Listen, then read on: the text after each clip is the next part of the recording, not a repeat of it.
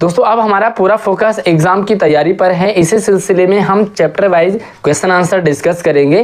पहला चैप्टर हमारा नेताजी का चश्मा हिंदी क्षितिज क्लास 10th में है, तो जल्दी से वीडियो को एक बार लाइक कर लीजिए और अपने दोस्तों को भी शेयर कीजिएगा क्लास ग्रुप में। चैनल पर अगर आप पहली बार आए हैं तो सब्सक्राइब कर लेना ताकि और भी चैप्टर्स की प्रैक्टिस आप कर सको। और दूसरे चैप्टर्स के वीडियो आपको इसी वीडियो के डिस्क्रिप्शन में मिल जाएंगे, आप जाकर के उन्हें भी तैयारी कर सकते हैं। पहला काफ़ी चर्चित वाला प्रश्न है कि सेनानी न होते हुए भी चश्मे वाले को लोग कैप्टन क्यों कहते थे। जो कैप्टन था इस कहानी का मुख्य पात्र, उसे लोग कैप्टन कहते थे, जबकि वो सेनानी नहीं था, ना ही उसने किसी स्वतंत्रता आंदोलन में भाग लिया था। तो आंसर किस तरह से लिखेंगे कि सेनानी ना होते हुए भी चश्मे वाले को लोग कैप्टन इसलिए कहते थे क्योंकि सबसे पहला रीजन है कि उसके अंदर देशभक्ति की भावना कूट कूट करके भरी थी। स्वतंत्रता आंदोलन में उसने भाग नहीं लिया था, फिर भी जो स्वतंत्रता सेनानी थे, जो हमारे देशभक्त थे, उनके लिए उस कैप्टन के मन में प्रेम था, भक्ति थी, और इसी भक्ति को देखते हुए लोग उसे कैप्टन कहते थे, चश्मे वाले को। ठीक है। दूसरा जो प्रश्न है वो है, हालदार साहब ने ड्राइवर को पहले चौराहे पर गाड़ी रोकने के लिए मना किया था। पहली बार उन्होंने बार बार देखते थे कि भाई चश्मे वाला कैप्टन जो है नहीं, तो उन्होंने कहा कि भाई आप कस्बे में गाड़ी को रोकना मत। तो पहले तो उन्होंने कहा कि रोकना मत, फिर अचानक से कुछ ऐसा देखा जिसके कारण उन्होंने तुरंत रोकने को कहा। इससे रिलेटेड 3 सवाल आपके पास आते हैं कि पहला था कि हालदार साहब पहले मायूस क्यों हो गए थे, है ना, मायूस हो गए थे, उन्होंने कहा कि गाड़ी मत रोकना, मायूस हो गए थे। दूसरा सवाल था कि मूर्ति पर सर कंडे का चश्मा क्या उम्मीद जगाता है, और ये कई बार एग्जाम में भी आ जाता है। तीसरा है कि हालदार साहब इतनी सी बात पर भावुक क्यों हो उठे। तो पहला सवाल देखते हैं कि हालदार साहब मायूस क्यों हो गए, क्योंकि हालदार साहब सोच रहे थे कि जो कस्बे के चौराहे पर सुभाष चंद्र बोस की प्रतिमा यानी कि मूर्ति होगी, वो मूर्ति तो होगी लेकिन मूर्ति की आंखों पर चश्मा नहीं लगा होगा। चश्मा लगाने वाला, क्योंकि जो देशभक्त कैप्टन है वो तो मर चुका है और वहाँ कैप्टन के अलावा कोई दूसरा देशभक्त भी नहीं है, तो वो मायूस इसलिए हो गए थे क्योंकि वहाँ पे जो मूर्ति थी उस पर चश्मा लगाने वाला कैप्टन मर चुका था और दूसरा कैप्टन कोई पैदा भी नहीं हो रहा था, यानी कि किसी दूसरे के मन में देशभक्ति थी भी नहीं उस कस्बे में, तो इसलिए वो मायूस हो गए थे। दूसरा सवाल ये है कि जो मूर्ति पर सरकंडे का चश्मा क्या उम्मीद जगाता है। उन्होंने देखा, अचानक से गाड़ी रोकने के लिए कहा, क्योंकि मूर्ति पर ओरिजिनल चश्मा नहीं था बल्कि सरकंडे का चश्मा था। सरकंडा आपको जानना होगा कि एक फ्लेक्सिबल लकड़ी होती है जिससे छोटे बच्चे टॉय बनाते हैं, खिलौने बनाते हैं। तो ये जो सरकंडे का चश्मा था ये छोटे बच्चों ने बनाया था। तो मूर्ति पर सरकंडे का चश्मा यह उम्मीद जगाता है कि अभी भी लोगों के अंदर देशभक्ति की भावना मरी नहीं है। भाई बड़े तो देशभक्त बन नहीं रहे, लेकिन छोटे बच्चों में भी देशभक्ति की भावना है। ये सरकंडे का जो चश्मा है वो उम्मीद जगाता है कि भावी यानी कि नई पीढ़ी इस धरोहर को संभाले हुए हैं। बच्चों के अंदर भी देश प्रेम का जज्बा है, देशभक्ति की भावना है, और जो छोटे छोटे मासूम से बच्चे हैं वो भी कैप्टन को देख करके प्रभावित हुए थे। तो इस प्रश्न का आंसर आप इस तरह से लिख सकते हैं। और तीसरा है कि वो भावुक क्यों हो गए, है ना, भावुक क्यों हो गए। भाई उन्होंने देखा कि जो मूर्ति है उस पर सरकंडे का चश्मा है, तो यार इमोशनल होने का क्या मतलब है, क्योंकि भाई बड़े तो अपने काम धंधे में लगे हुए हैं, लेकिन छोटे बच्चे, मासूम से बच्चे जिनका अभी खेलने की उम्र है, खेलने कूदने की, उन्होंने देशभक्ति की भावना उनके मन में है। तो जब उन्होंने नेताजी की प्रतिमा की आंखों पर चश्मा लगा देखा तो हालदार साहब के मन में निराशा की भावना अचानक ही आशा के रूप में बदल गई। भाई पहले निराश हो गए थे कि कोई चश्मा लगाएगा नहीं, चश्मा होगा नहीं, लेकिन अचानक से आशा में बदल गई, होप, उन्हें कुछ अच्छा लगा। उनके हृदय की प्रसन्नता मानो आंखों से आंसू बन करके झलक रहे हो। उन्हें यह विश्वास हो गया कि देशभक्ति की भावना आने वाली नई पीढ़ी में भी भरी है, इसीलिए ये दुनिया भी बची है, क्योंकि इसमें अगर नेगेटिव लोग हैं तो पॉजिटिव भी हैं। तो उन्होंने यही देखा कि बच्चों के मन में भी देशभक्ति की भावना कूट कूट के भरी है। तीसरा है कि आशय स्पष्ट करना है। कुछ लाइनें हैं आशय स्पष्ट करने के लिए कि बार बार सोचते क्या होगा उस कौम का, उस वतन का, उस देश का जो अपने देश की खातिर घर गृहस्थी, जवानी, जिंदगी सब कुछ होम कर देने वालों पर भी हंसती है और अपने बिकने के मौके भी ढूंढती है। ये पान वाले की तरह इशारा किया है। और पान वाले की तरह कई सारे लोग हैं जो अच्छा काम करने वालों पर हंसते हैं, और जब खुद का नंबर आएगा तो वो चोरी करने से भी ना हिचके। हादर साहब बार बार सोचते क्या होगा उस कौम का, उस मतलब जो देश का कौम है, भविष्य कैसा होगा, जो उन लोगों का तो मजाक उड़ाती है जो अपने देश की खातिर, देश के खातिर घर गृहस्थी जवानी, भाई जो कैप्टन था उसने घर गृहस्थी जवानी सब देश के और देशवासियों स्वतंत्रता सेनानियों के नाम कर दी थी। साथ ही वह ऐसे अवसर भी तलाशती हैं जिसमें उनका निजी स्वार्थ छुपा हो, सिर्फ अपना स्वार्थ हो। लोग ऐसे काम करते हैं जिससे हमारा फ़ायदा हो, लोग ऐसा काम नहीं करते जिससे देश का फ़ायदा हो, समाज का फ़ायदा हो, गली मोहल्ले का फ़ायदा हो, चाहे उसके लिए उन्हें अपनी नैतिकता को भी छोड़ना पड़े। कई सारे लोग अनैतिक हो जाते हैं अपने व्यक्तिगत स्वार्थ के लिए। अर्थात आज हमारे समाज में स्वार्थ पूर्ति के लिए अपना ईमान तक लोग बेच देते हैं, अपना धर्म बेच देते हैं, अपनी इंसानियत बेच देते हैं। यहाँ देशभक्ति को मूर्खता समझा जाता है। भाई कैप्टन को देखा, उसे कहा कि आप फोटो खिंचवा लीजिए इसके साथ। ये सवाल कई बार आता है कि पान वाले का एक रेखा चित्र प्रस्तुत कीजिए। और भी चैप्टर्स के सभी चैप्टर्स की तैयारी वीडियो मैंने बनाई है और इसी वीडियो के डिस्क्रिप्शन में डालिए। आप मुझसे व्हाट्सएप इंस्टाग्राम से भी जुड़ सकते हैं। फिलहाल इस सवाल का आंसर देखते हैं। रेखा चित्र का मतलब होता है स्ट्रक्चर, ढांचा। हमें बताना है कि पान वाला कैसा था, किस तरह दिखता था, किस तरह उसका अंदाज था, कैसा उसका नेचर था। पान वाला काला, मोटा और खुश मिजाज आदमी था।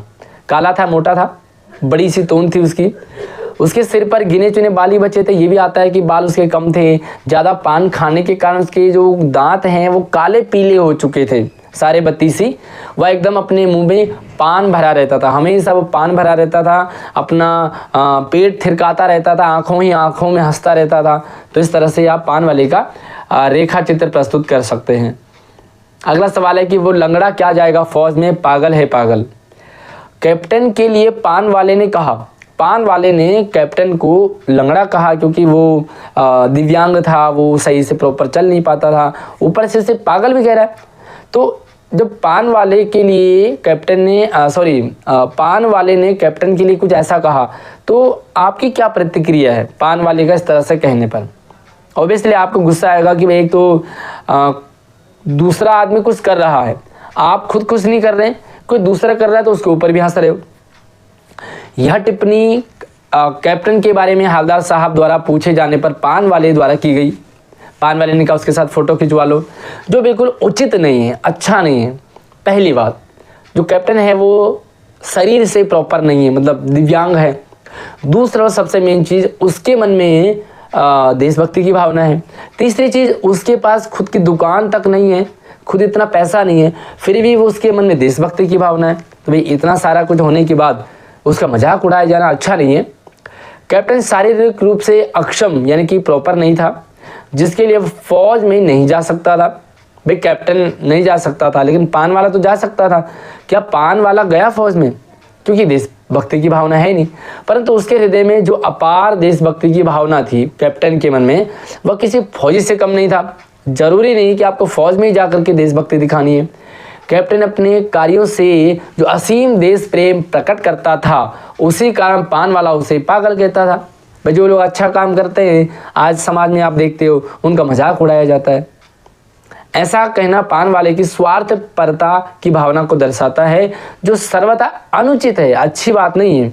वास्तव में जो पागलपन की हद तक देश के प्रति त्याग और समर्पण की भावना रखने वाले व्यक्ति श्रद्धा के पात्र हैं, उनका उपहास यानी कि मजाक नहीं उड़ाना चाहिए, है ना। तो आपकी इससे डिफरेंट प्रतिक्रिया हो सकती है। आप मुझे कमेंट में ज़रूर बताइए कि पान वाले का कैप्टन के प्रति जब ये शब्द थे तो आपको कैसा लगा। जो भी आपकी फीलिंग है, जो भी भावना है, कमेंट में रखिए। और हाँ, अपने स्कूल का नाम भी आप ज़रूर मेंशन कीजिएगा।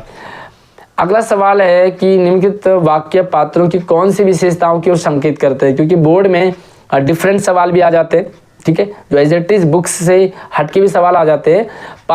हवलदार साहब हमेशा चौराहे पर रुकते और नेताजी को निहारते। वे कौन सी विशेषता थी हवलदार साहब का? पान वाले का क्या था? पान वाला उदास हो गया, उसने पीछे मुड़ करके मुंह का पान नीचे थूका और सिर झुकाकर अपनी धोती की सिरे से आंखें पोंछता हुआ बोला कि साहब कैप्टन मर गया। कैप्टन बार बार मूर्ति पर चश्मा लगा देता था। तो ये कुछ बातें हैं, ये किस ओर संकेत करता है। तो पहला है, हवलदार साहब का हमेशा चौराहे पर रुकना और नेताजी को निहारना यह प्रकट करता है कि उनके अंदर भी देशभक्ति की भावना है और वे स्वतंत्रता के लिए संघर्ष करने वाले महापुरुषों का हृदय से आदर करते हैं। नेताजी को पहनाए गए चश्मे के माध्यम से वे कैप्टन की देशभक्ति से बड़े खुश हो जाते हैं और सुभाष चंद्र बोस के साथ साथ में कैप्टन के प्रति भी उनकी श्रद्धा उनके प्रति जग जाती है। दूसरा, कैप्टन की मृत्यु जब हुई तो जो पान वाला है वो भी उदास हो गया। पान वाले का उदास हो जाना और सिर झुकाकर आंसू पोंछना इस बात को प्रकट करता है कि पान वाले के हृदय में भी कैप्टन के प्रति आत्मीयता है। वो मजाक क्यों करता है ये समझ नहीं आया। कहीं ना कहीं उसके मन में भी कैप्टन की देशभक्ति के लिए श्रद्धा थी, जिस कारण कैप्टन के मर जाने से वह भी दुखी था और उपरोक्त घटना से पान वाले की संवेदनशीलता और देश प्रेम की भावना भी पता चलती है। भाई कहीं ना कहीं ठीक है, कई बार हम मजाक तो बनाते ही हैं, लेकिन कैप्टन के जाने का जो दुख है वो पान वाले को भी है। लेकिन यार जब तक इंसान जिंदा है हम उसकी रिस्पेक्ट करते नहीं है। भाई मरने के बाद क्या कर लें, क्या फ़र्क पड़ता है। इसलिए जब तक कोई हमारे सामने है उसकी इज्जत करें, उसकी रिस्पेक्ट करें। कैप्टन द्वारा बार बार मूर्ति पर चश्मा लगाना यह प्रकट करता है कि वह देश के लिए त्याग करने वाले लोगों के प्रति अपार श्रद्धा रखता था। उसके हृदय में देश भक्ति और त्याग की भावना कूट कूट करके भरी थी। अगला है, जब हवलदार साहब कैप्टन को साक्षात नहीं देखा हवलदार साहब ने, तब वह उसके मानस पटल पर कौन सा चित्र रहता था। भाई जब तक कैप्टन को कि कैप्टन दिव्यांग है, उसके पास अपनी दुकान तक नहीं है, जब तक हवलदार साहब ने उसे सामने नहीं देखा तो क्या हवलदार साहब के मन में चल रहा था कि पान वाला कैप्टन कैसा था। हवलदार साहब ने जब तक कैप्टन को सामने नहीं देखा था तब तक उनके मानस पटल पर कैप्टन की एक भारी भरकम मजबूत स्ट्रॉन्ग रौबदार छवि उन्हें लगा कि कोई भाई कैप्टन कह रहे हैं तो रौबदार व्यक्ति होगा जो फौज से रिलेटेड होगा। उन्हें लगता था कि फौज में होने के कारण लोग उन्हें कैप्टन कहते थे आमतौर पर, है ना। कस्बों शहरों महानगरों पर किसी न किसी क्षेत्र के प्रसिद्ध व्यक्ति की मूर्ति लगाने का प्रचलन सा हो गया है। इस तरह की मूर्ति लगाने के पीछे क्या उद्देश्य हो सकते हैं, या आप अपने इलाके की चौराहे पर किसी व्यक्ति की मूर्ति स्थापित करवाना चाहते हो और क्यों। उस मूर्ति के प्रति आपके एवं दूसरों के क्या उत्तरदायित्व होने चाहिए। जैसे कस्बे में सुभाष चंद्र बोस की मूर्ति थी, लेकिन लोगों की रिस्पॉन्सिबिलिटी लोग नहीं समझते थे कैप्टन के अलावा, है ना। इस तरह की मूर्ति लगाने का प्रमुख उद्देश्य यह होता है कि उस उक्त महान व्यक्ति की स्मृति हमारे मन में बनी रहे, हमें वह स्मरण रहे हमेशा। उस महापुरुष ने देश के लिए जो काम किया वो काम महान कार्य लोगों को याद रहे। उनके व्यक्तित्व से प्रेरणा लेकर के हम भी अच्छे काम करें और राष्ट्र निर्माण में अपना योगदान दें। ठीक है, क्यों लगाए ये मूर्ति, इसके लिए। दूसरा है कि हम अपने इलाके के चौराहे पर महात्मा गांधी की मूर्ति स्थापित करवाना चाहेंगे। ये आपका डिफरेंट है, आप किसका मूर्ति लगाना चाहते हैं, मैं किसकी मूर्ति लगाना चाहता हूँ। मैं तो भैया फ़िलहाल यहाँ पे आंसर तो मैंने लिया हुआ है कहीं से, लेकिन मुझे लगता है कि यहाँ पर उनकी मूर्ति लगानी चाहिए जिन्होंने अच्छे कर्म किए समाज के लिए। तो भैया मैं तो सोनू सूद की मूर्ति लगवाना चाहूँगा। उन्होंने कोरोना के टाइम में बहुत लोगों की हेल्प करी, बहुत लोगों को अपने गांव पहुंचाया, बहुत लोगों को राशन खाना पीना दिया, है ना। तो क्योंकि उनसे लोग सीखें कि भाई लोग जो अच्छा काम करते हैं उनकी रिस्पेक्ट लोगों के दिल में है। आप किसकी मूर्ति लगाना चाह रहे कमेंट में आप ज़रूर बताइए। अब क्या है, मूर्ति लग गई तो उसके लिए हमारा क्या उत्तरदायित्व है। हमारा यह उत्तरदायित्व होना चाहिए कि जो भी मूर्ति लगी है उसकी गरिमा बनाए रखें, वह उसको ठेस ना पहुंचाए, उसे नुकसान ना करें। हम ना तो स्वयं उस मूर्ति का अपमान करें और ना किसी को करने दे, ना कोई नुकसान पहुंचाए और ना दूसरों को करने दे।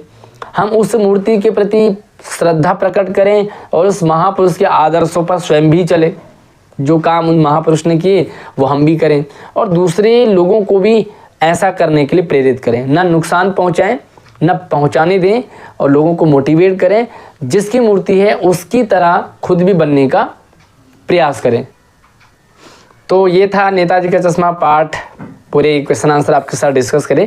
उम्मीद है कि आपकी अच्छी तैयारी भी हुई होगी, आपको पूरा चैप्टर भी समझ आया होगा। और भी दूसरे चैप्टर्स के वीडियो मैं डिस्क्रिप्शन में डाल दूंगा, आप हमारे व्हाट्सएप चैनल को भी ज्वाइन कर लीजिए। इंस्टाग्राम, फेसबुक, व्हाट्सएप हर जगह से आप हमसे संपर्क कर सकते हैं।